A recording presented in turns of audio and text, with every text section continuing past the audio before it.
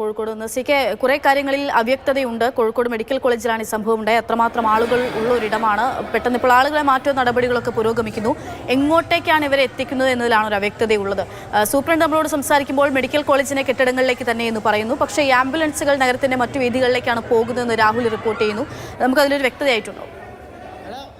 ഇതിൽ വലിയ പരിഭ്രാന്തി ആ പ്രദേശത്ത്, പ്രത്യേകിച്ച് മെഡിക്കൽ കോളേജിന്റെ പരിസരങ്ങൾ, കാഷ്വാലിറ്റിക്ക് പരിസരങ്ങളിൽ, ആ കെട്ടിടത്തിന്റെ പരിസരങ്ങളിൽ എല്ലാം തന്നെ ഉണ്ട് എന്നത് വാസ്തവമാണ്. പക്ഷേ അവിടെ മറ്റ് അപകടകരമായ സാഹചര്യങ്ങൾ ഇല്ല എന്നതാണ് നമുക്ക് വളരെ കൃത്യമായി ആധികാരികമായി പറയാനുള്ളത്. കാരണം ഉയർന്നു വന്ന പുക ഏതെങ്കിലും രീതിയിൽ ശ്വാസകോശത്തേക്ക് കാര്യമായ ഹാനികരമായി ഉണ്ടാക്കുന്ന ഒന്നുമല്ല, വിഷവാതകമല്ല എന്ന് ചുരുക്കം.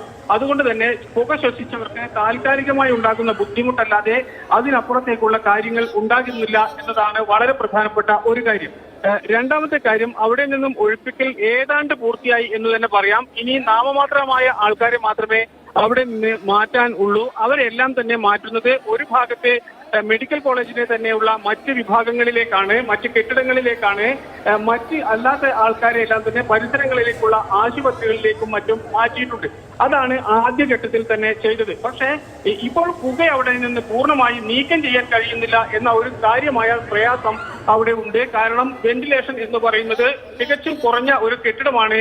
ഈ കാഷ്വാലിറ്റി എന്ന് പറയുന്ന രീതിയിൽ പൂർണ്ണമായും ശീതീകരിക്കുകയും അങ്ങേയറ്റം സാങ്കേതികമായി വലിയ മികവോടുകൂടി പുതുക്കി പണിതതുമാണ് ഈ മെഡിക്കൽ കോളേജിന്റെ കാഷ്വാലിറ്റി. അതുകൊണ്ട് അതിന്റെ നിർമ്മാണപരമായ ചില പ്രശ്നങ്ങൾ കൊണ്ടാണ്, അല്ലെങ്കിൽ വെന്റിലേഷൻ ഇല്ലാത്തത് കൊണ്ടാണ് പുക അവിടെ നിന്ന് പൂർണ്ണമായി മാറ്റാൻ കഴിയാത്തത്. പക്ഷേ എങ്കിൽ കൂടിയും ആ പരിസരങ്ങളിൽ നിന്നെല്ലാം തന്നെ ആൾക്കാരെ മാറ്റിയിട്ടുണ്ട്. അത് സ്ഥിതി ചെയ്യുന്ന കെട്ടിടത്തിന്റെ മറ്റ് നിലകളിലുള്ള ആൾക്കാരെയും മാറ്റിക്കൊണ്ടിരിക്കുകയാണ്.